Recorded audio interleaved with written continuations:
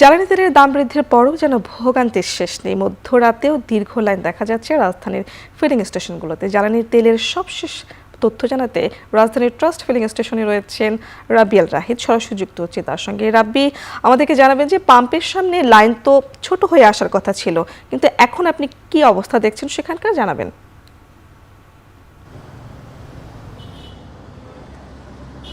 পুতুল, দেখছেন যে এই মুহূর্তে আমি রয়েছি ট্রাস্ট ফিলিং স্টেশনে। ট্রাস্ট ফিলিং স্টেশনের একেবারে ভিতরে প্রবেশের অনুমতি পাইনি, যদিও এর আগে মিডিয়াগুলোকে তারা প্রবেশের অনুমতি পেয়েছিল, বাট আজকে আমরা ভিতরে ঢুকতে পারিনি। তারা ভিতরে আমাদেরকে প্রবেশাধিকার দেয়নি। তারপরেও আমরা কিছুক্ষণ আগে ভিতরে ঢোকার চেষ্টা করেছি এবং তাদের সঙ্গে কথা বলার চেষ্টা করেছি। এখানে যারা দায়িত্বপ্রাপ্ত কর্মচারীরা রয়েছেন তারা কোনো ক্রমেই কথা বলতে রাজি নয়, যদিও তারা বলছে যে তেলের সরবরাহ পর্যাপ্ত পরিমাণে রয়েছে।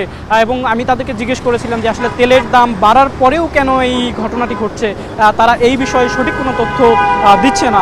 এবং আমি যদি এটা স্বাভাবিকভাবে অনুমান করি তাহলে বলা যায় যে রাজধানীর অন্য অন্য যেসব ফিলিং স্টেশনগুলো রয়েছে, আসাদ গেটে সোনার বাংলা ফিলিং স্টেশন যেটি রাজধানীতে সবথেকে আলোচিত একটি ফিলিং স্টেশন, এবং অন্যান্য যেসব ফিলিং স্টেশনগুলো রয়েছে সেগুলো মোটামুটি বন্ধ রয়েছে, যার কারণে আসলে এই ফিলিং স্টেশনটাতে চাপ বেশি পড়েছে এমনটি জানিয়েছেন বিক্রেতারাও। আসলে কিছুক্ষণ আগে আমি এই ফিলিং স্টেশনটি একেবারে এই মাথা থেকে প্রায় আধা কিলোমিটার 1 কিলোমিটার দূর পর্যন্ত দেখেছি একটি বড় লাইন রয়েছে। একদিকে বাইকের লাইন, অন্যদিকে রয়েছে সাধারণ প্রাইভেট যেসব গাড়িগুলো রয়েছে সেই গাড়িগুলোর লাইন রয়েছে। এবং এই যে তেলের দাম বাড়ার পরেও কেন ফিলিং স্টেশনগুলোতে এমন ভিড়, তা আসলে বোধগম্য নয়। এবং পাশাপাশি যদি আপনাকে বলি যে জ্বালানি তেলের সরবরাহের কথা বলি, তাহলে জ্বালানি তেলের সরবরাহ সঠিক পরিমাণে রয়েছে, তারপরেও এই ফিলিং স্টেশনগুলোতে অনেক বেশি ভিড় লক্ষ্য করা যাচ্ছে। এতে সাধারণ যেসব ক্রেতা রয়েছে তারা অনেক ভোগান্তিতে রয়েছে। তারা যেটি বলছেন যে আসলে জ্বালানি তেলের মূল্যটাও বৃদ্ধি হয়েছে, এবং এই মূল্য বৃদ্ধির পরও আসলে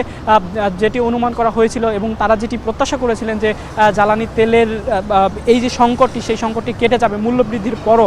এবং এই যে দীর্ঘ লাইনে তারা ঘন্টার পর ঘন্টা দাঁড়িয়ে থাকছেন, সেটি হয়তো বা তাদের থাকতে হবে না, কিন্তু আসলে জ্বালানি তেলের যে স্তরভেদে যেসব জ্বালানি তেলগুলো রয়েছে, ডিজেল, কেরোসিন, পেট্রোল, অকটেন, এই জ্বালানি তেলগুলোর মূল্য বৃদ্ধির পরও এই লাইন কেন হচ্ছে তা নিয়ে আসলে তাদের মধ্যে এক ধরনের মিশ্র প্রতিক্রিয়া দেখা গেছে।